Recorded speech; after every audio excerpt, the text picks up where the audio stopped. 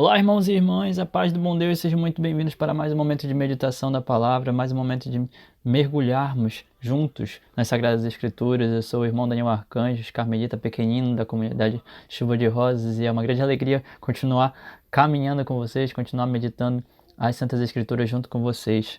Desde já que hoje, de modo muito especial, fazendo a memória de Santa Escolástica, Virgem, irmã de São Bento, que nesta terça-feira da quinta semana do tempo comum possamos abrir nossos corações e deixar o Espírito Santo nos guiar, deixar Deus falar através das Sagradas Escrituras, falar conosco, nos ensinar, e também que nós possamos aprender cada vez mais com os exemplos, com a vida de Santa Escolástica. Portanto, rezemos juntos, em nome do Pai, do Filho e do Espírito Santo. Amém. Vinde, Espírito Santo, vinde por meio da poderosa intercessão do Imaculado Coração de Maria, vossa amadíssima esposa. Vinde, Espírito Santo, vinde por meio da poderosa intercessão do Imaculado Coração de Maria, vossa amadíssima esposa. Vinde, Espírito Santo, vinde por meio da poderosa intercessão do Imaculado Coração de Maria, vossa amadíssima esposa. Vinde, Espírito Santo, por intercessão de São José, vinde queimar nossos corações e nos fazer mais santos. Vinde, Espírito Santo, por intercessão de São José, vinde queimar nossos corações e nos fazer mais santos. Vinde, Espírito Santo, por intercessão de São José, vinde queimar nossos corações e nos fazer mais santos. Amém. Amém, meus irmãos e irmãs. Primeira leitura de hoje, lá no primeiro livro dos Reis, capítulo 8, a partir do versículo 22. Naqueles dias, Salomão pôs-se de pé diante do altar do Senhor, na presença de toda a Assembleia de Israel. Estendeu as mãos para o céu e disse: Ó Senhor, Deus de Israel, não há Deus igual a ti, nem no mais alto dos céus, nem aqui embaixo da terra. Tu és fiel à tua misericórdia, à tua misericordiosa aliança com teus servos, que andam na tua presença de todo o seu coração. Mas será que Deus pode realmente morar sobre a terra?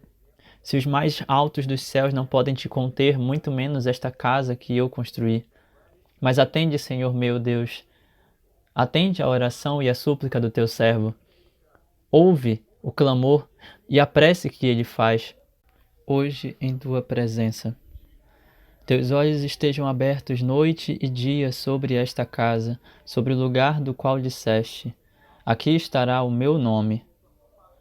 Ouve a oração que o teu servo te faz neste lugar. Ouve as súplicas de teu servo e de teu povo Israel, quando aqui orarem. Escuta-os do alto da tua morada no céu, escuta-os e perdoa-os. Palavra do Senhor, graças a Deus.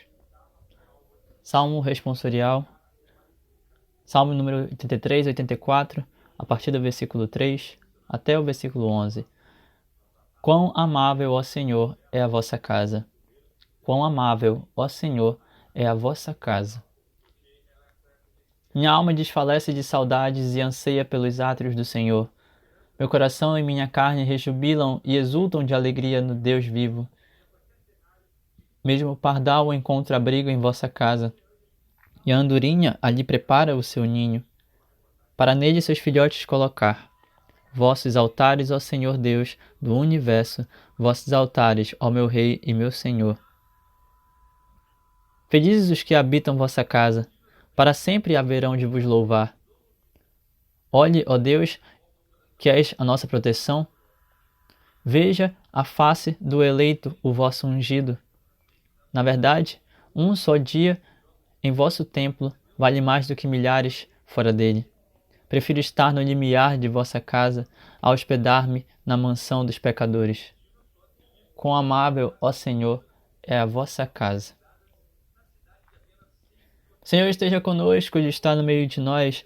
Proclamação do Evangelho de Jesus Cristo segundo São Marcos. Glória a vós, Senhor. Evangelho de hoje, lá no capítulo 7, a partir do versículo 1. Naquele tempo, os fariseus e alguns mestres da lei vieram de Jerusalém e se reuniram em torno de Jesus. Eles viam que alguns de seus discípulos comiam o pão com as mãos impuras, isto é, sem as terem lavado. Com efeito, os fariseus e todos os judeus só comem depois de lavar bem as mãos, seguindo a tradição recebida dos antigos. Ao voltar da praça, eles não comem sem tomar banho. e seguem muitos outros costumes que receberam por tradição. A maneira certa de lavar copos, jarras e vasilhas de cobre, por exemplo.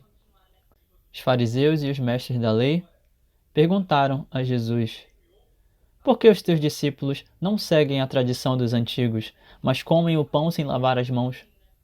E Jesus respondeu: bem profetizou Isaías a vosso respeito, hipócritas. Como está escrito: este povo me honra com os lábios, mas seu coração está longe de mim. De nada adianta o culto que me prestam, pois as doutrinas que ensinam são preceitos humanos. Vocês abandonaram o mandamento de Deus para seguir a tradição dos homens. E disse-lhes: vocês sabem muito bem como anular o mandamento de Deus, a fim de guardar as vossas tradições. Com efeito, Moisés ordenou: honra teu pai e tua mãe. E ainda, quem amaldiçoa o pai ou a mãe deve morrer. Mas vocês ensinam que é lícito alguém dizer a seu pai e a sua mãe: o sustento que vocês poderiam receber de mim é corbã, isto é, consagrado a Deus.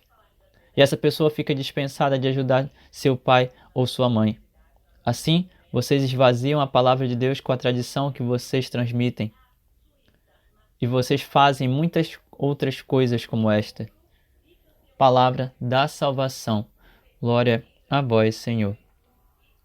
Que as palavras do Santo Evangelho perdoem os nossos pecados e nos conduzam para a vida eterna. Amém. Meus irmãos e irmãs, terça-feira da quinta semana do tempo comum, estamos quase entrando no período quaresmal com o início da quarta-feira de cinzas, daqui a alguns dias. E hoje, de modo muito especial, neste dia 10 de fevereiro, nós temos a festa, a memória da Santa Virgem Escolástica de Núrcia, a irmã de São Bento de Núrcia. E eu queria aproveitar para comentar com vocês algo que me chamou bastante atenção quando eu pesquisei sobre a história de Santa Escolástica.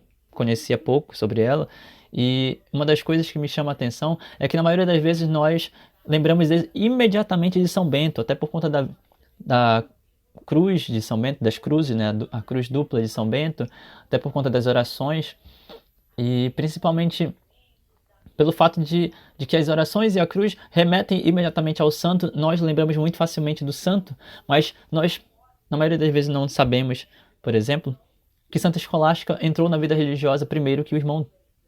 Ela, que é a irmã gêmea de São Bento, ela entrou primeiro na vida religiosa. São Bento entrou depois. São Bento, ele escreve, ele dá início, fica conhecido como pai do monarquismo, né? Pai da vida monástica, justamente por dar início a toda uma tradição, né? Os beneditinos, eles são aqueles que detêm uma tradição muito específica, que é a tradição da vida monástica, vida dentro de um monastério, dentro de um mosteiro, por exemplo. E aí você pode dizer: tá, Daniel, mas e a Ordem Carmelita? A Ordem Carmelita não começou em mosteiros, ela começa no Monte Carmelo, ela começa em cavernas, na caverna onde Santo Elias estava, ela começa no refúgio das cavernas, onde os sacerdotes e os profetas da época de Elias ficaram refugiados, escondidos. Apesar do Carmelo, da Ordem Carmelita ser a mais antiga, talvez, dentre as ordens religiosas, as regras especificamente colocadas em ordem, as regras da vida monástica iniciam com São Bento. São Bento escreve as regras da vida monástica. São Bento redige as regras da vida monástica. E assim ele se torna cada vez mais conhecido dentro do meio religioso católico, cristão. Porém, surpreendentemente, talvez, Santa Escolástica entra na vida religiosa primeiro do que ele, né? E ela, de modo muito especial, ela vai trazer algo que, particularmente para mim, chama certa atenção, que é a capacidade de ser humilde, no sentido de saber que, apesar de tudo, é melhor resignar-se. Ela poderia muito bem simplesmente dizer: não, meu irmão, eu sou mais velha do que você. Não, meu irmão, eu estou à frente de você. Não, meu irmão, eu estou na caminhada há mais tempo do que você. E não, ao contrário. A partir de tudo aquilo que São Bento redige, ela vai e ela inicia o ramo dos beneditinos. Ela não inicia uma ordem religiosa que hoje se chamaria escolasticismo ou algo do tipo. Não. As escolásticas, não. Ela inicia o ramo dos beneditinos, ou das irmãs beneditinas neste quesito, né? O ramo feminino dos beneditinos. E isso é algo que, na maioria das vezes, nós temos uma grande dificuldade. Por quê? Porque resignar-se, fazer-se menor, você pode até ser melhor do que outros, mas fazer-se menor do que outros é algo para poucos. Quem abertamente se rebaixa? Quem abertamente vai querer colocar-se abaixo, menor do que outros? Quem abertamente vai querer se fazer pequeno, como diria Santa Teresinha? Quem? Apenas alguém que realmente prefere engrandecer outro, apenas alguém que realmente prefere olhar para alguém de fora, para o que está fora e colocar-se menor e dizer, não, isto é maior do que eu, este é maior do que eu. E por que eu estou dizendo tudo isso? Porque em Santa Escolástica nós vemos esse exemplo como mulher que se coloca sob a mão de Deus e acompanha a caminhada com o irmão, sem querer estar à frente de nada. Seguindo o exemplo de Santa Escolástica, nós temos aqui também o exemplo de Salomão, que se colocou aos pés do altar do Senhor. Primeiro livro de Reis, primeiro livro dos Reis, capítulo 8, né? Versículo 22. Salomão se coloca aos pés do altar, na presença de toda a Assembleia de Israel. Ele estende as mãos para o céu e ele começa a louvar. Ó Senhor, Deus de Israel, não há outro Deus igual a ti, não há outro Deus mais alto nos céus, não há quem possa aqui embaixo ser maior do que você, ser maior do que tu. Não existe outro rei acima de ti, nem mais alto do que o Senhor, nem nos céus, nem na terra, não existe. Tu és fiel à tua misericordiosa aliança. O Senhor permanece com a tua aliança até hoje. O Senhor permanece com a tua aliança para com teus servos. Todos aqueles que caminham na tua presença de todo o seu coração, eles continuam vendo a tua aliança, perseverando misericordiosamente. E é algo muito interessante, meus irmãos e irmãs, porque pensem comigo. Com que frequência nós fazemos orações para pedir coisas para Deus? E aqui eu tenho quase certeza de que nós rezamos todo santo dia pedindo. Pedindo, pedindo, pedindo sempre alguma coisa. Pedindo, pedindo, pedindo. Mas pensa comigo. Me responde. Você rezou agradecendo pelo ar que você respira hoje? Você rezou agradecendo pela água que você bebe hoje? Você rezou agradecendo porque você tem uma cama, enquanto muitos por aí moram nas ruas? Você rezou agradecendo porque você tem alimento, enquanto tantos por aí passam fome? Você rezou agradecendo hoje porque você pode se levantar, enquanto tantos por aí nem conseguem se levantar de suas camas, porque estão doentes, porque não têm pernas, porque não conseguem caminhar, porque estão fracos o suficiente a ponto de não conseguir ter ânimo, ter força para sair do lugar. Você já rezou hoje agradecendo, louvando a Deus porque Ele te deu a capacidade de fazer todas essas coisas? Me diga, você já rezou? Você já agradeceu ao Senhor? Você já louvou o nome do Senhor porque Ele é misericordioso e a aliança dele, a aliança misericordiosa dele permanece com os seus servos? Meu irmão, minha irmã, com que frequência você pede as coisas? E ao mesmo tempo, com que frequência você pode, de alguma maneira, estar louvando a Deus por tudo aquilo que Ele te concede? Não estou dizendo que é algo fácil e na nossa humanidade nós pedimos muito. E bendito seja Deus se você pede muito para o Senhor, porque isso significa que você confia na misericórdia dele. Como vai dizer Jesus lá no Diário de Santa Faustina. Bendito seja aqueles que realmente rezam e confiam no Senhor, porque realmente se colocam debaixo de sua misericórdia. Mas até que ponto você não apenas está pedindo, mas você está louvando também? Até que ponto você não apenas está clamando, pedindo ajuda, mas você está realmente agradecendo ao Senhor, porque acima de qualquer coisa Ele permanece com você. A presença dEle é real, consoladora. Atende, Senhor meu Deus, a oração e a súplica do teu servo. Ouve o clamor e a prece que ele te faz neste dia em tua presença. Salomão também pediu, mas antes de qualquer coisa, a primeira oração dele foi: ó Senhor, Deus de Israel, não há Deus igual a ti. Ele louvou a Deus antes de qualquer coisa. Ele louvou a Deus acima de qualquer coisa. E eu aproveito para completar essa meditação em relação ao primeiro livro de Reis, a essa passagem do primeiro livro de Reis, para chamar a atenção para o versículo 29.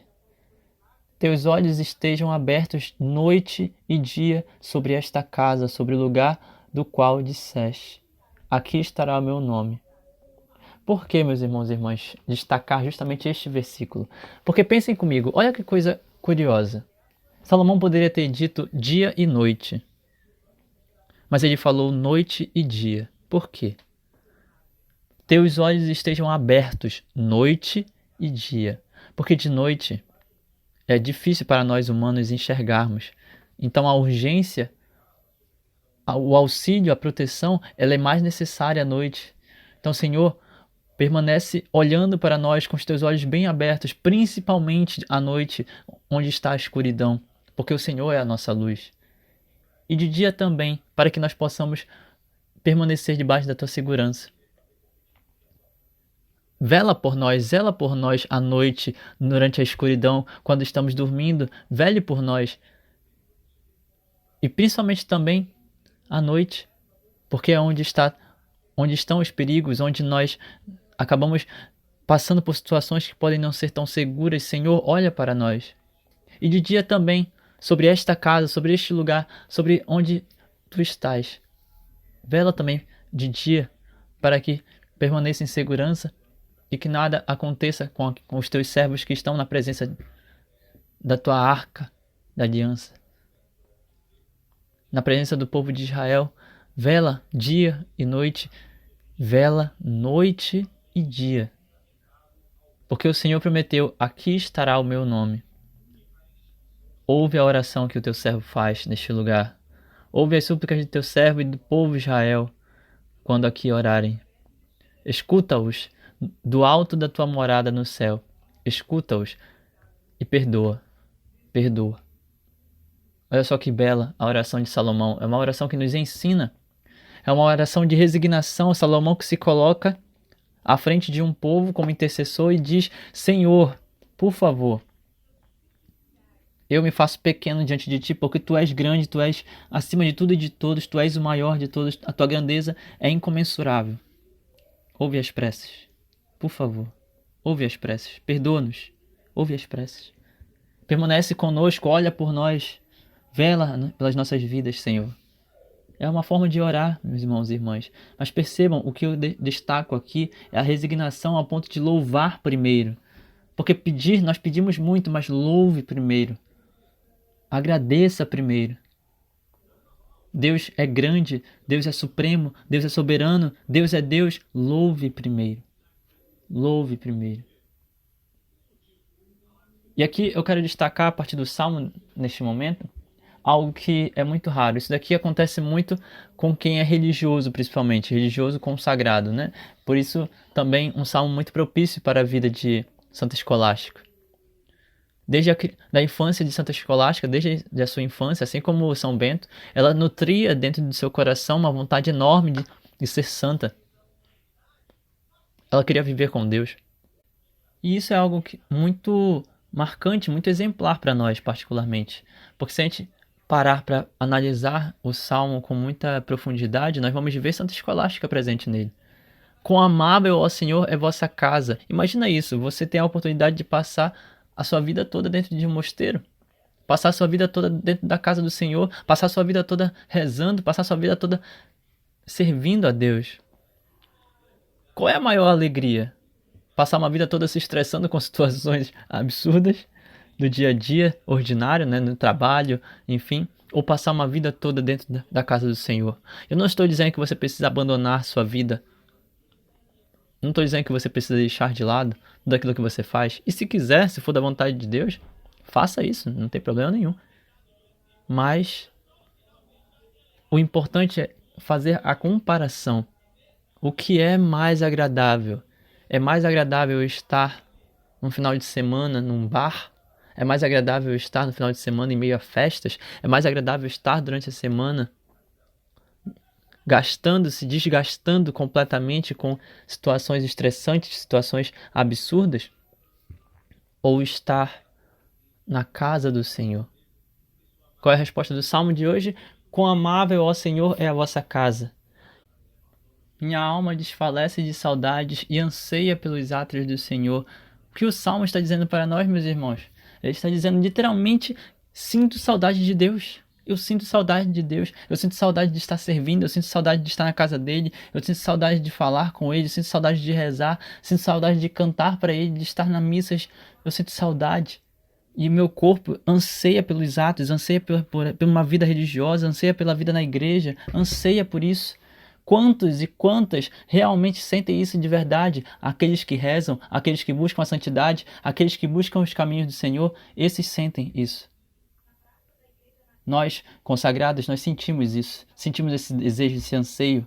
Santa Escolástica sentiu isso, já na infância dela, ela sentiu isso. Meu coração e minha carne rejubilam e exultam de alegria no Deus vivo. Ei, é a própria Santa Escolástica falando praticamente.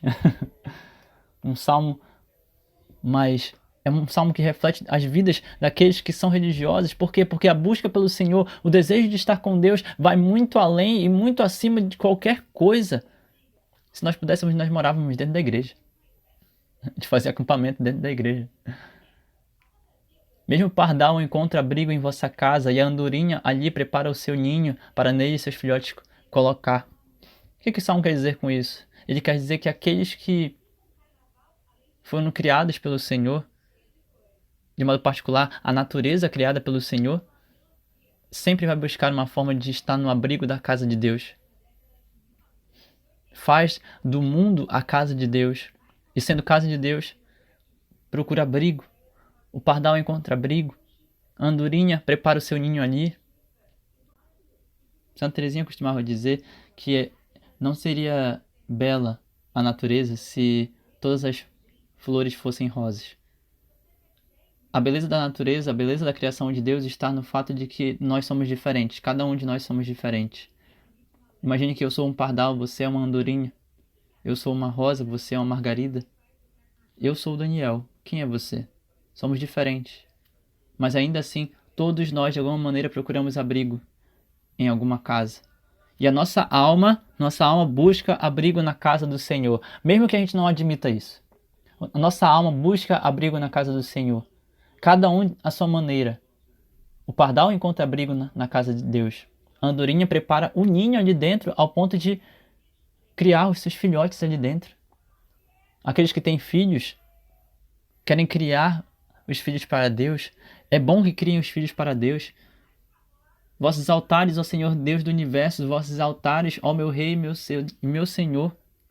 Queremos os vossos altares. Queremos estar diante dos teus altares. Queremos te louvar nos teus altares. Somente um coração que realmente deseja a Deus vai conseguir expressar tudo isso. E felizes aqueles que habitam na casa do Senhor, para sempre haverão de louvar. E dentro da casa do Senhor encontrarão proteção.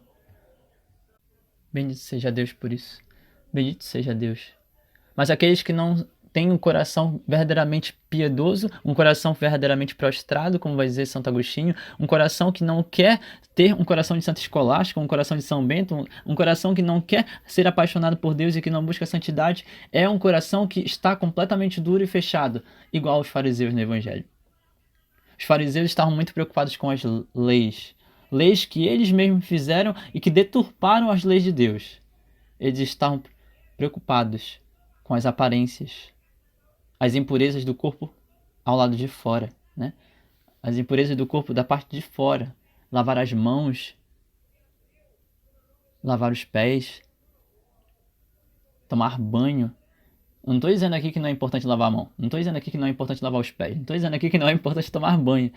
Estou dizendo que naquela ocasião, o ato de se lavar e de lavar partes do corpo era um ato de purificar-se de suas impurezas pelo lado de fora. Pelo lado de fora. E Jesus vai dizer justamente isso. Vocês foram profetizadas por Isaías, que chamou vocês de hipócritas, e vocês são hipócritas. Este povo me louva com os lábios, mas o coração está longe de mim. De nada adianta o culto que me prestam, pois as doutrinas que ensinam são preceitos humanos. Profecia de Isaías, repetida por Jesus. Vocês estão ensinando coisas humanas, vocês estão pensando pelo lado humano, vocês estão vendo coisas humanas, vocês estão falando de pensamentos e ideias proclamadas pela forma humana, pela vida humana. Vocês não estão pensando com o pensamento de Deus, com os olhos de Deus. Vocês não estão vivendo uma vida realmente desejando louvar a Deus e exaltar a Deus de todo o coração, toda a sua alma, com toda a sua força e com todo o teu entendimento. O que isso quer dizer, meus irmãos e irmãs? Quer dizer que hoje, de modo muito particular, seguindo o exemplo de Santa Escolástica, nós precisamos urgentemente parar com essa história de dizer: eu sou cristão, eu sou católico, eu sou isso, eu sou aquilo, mas no fundo, você nem sequer para provar que você é tudo isso. Você é cristão? Por que não reza? Você é católico? Por que não vai na igreja? Por que não encontra com Jesus no sacrário? Por que não comunga? Você é cristão? Você é católico? O que aconteceu que você nem sequer recebe os sacramentos? Você é cristão? Você é católico? Interessante. Mas não faz o mínimo para estar com Deus e para provar isso. Você louva? Não quer nem abrir a boca para rezar? Como é que você louva?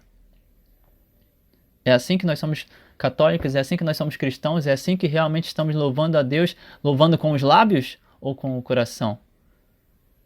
Fica o questionamento, e que Santa Escolástica possa nos ensinar verdadeiramente o desejo de ser santos, o desejo de resignarmos perante a grandeza do Senhor e dizer: Senhor, nós queremos, eu quero, Senhor, permanecer para sempre dentro da tua casa, e de lá não quero mais sair, nunca mais, nunca mais. Desejo a tua vontade, desejo os teus mandamentos, os teus preceitos, e desejo resignar-se até o fim de minha vida, te servir e habitar no teu santuário. Louvado seja nosso Senhor Jesus Cristo, para sempre seja louvado. Que as bênçãos de Deus misericordioso sejam derramadas sobre cada um de nós com seu sangue e água, em nome do Pai, do Filho e do Espírito Santo. Amém. Se você gostou dessa meditação, que você possa enviá-la para outros corações que talvez precisem escutá-la urgentemente, que talvez precisem lembrar o que de fato é uma vida com o Senhor, lembrar o que de fato é uma vida cristã. Compartilhe, evangelize, faça parte dessa missão. E até o próximo momento de meditação, meus irmãos e irmãs.